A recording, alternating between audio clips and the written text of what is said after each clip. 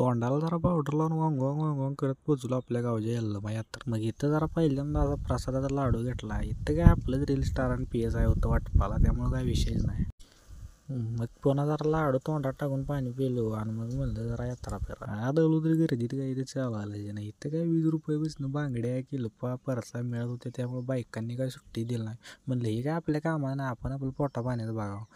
मग जरा असं लाल भजी कॉर्नेटो पाणीपुरी खाल्ली आणि मग जरा म्हणलं फालुदेश पिवा फालुदेश जरा तोंडाला लावून पिलो. मग आलो मंदिराकडे. इथं चाललेली किचाची तयारी. किच म्हणजे यात्रेचा मेन विषय. नक्की काय असतो बघा तुम्ही.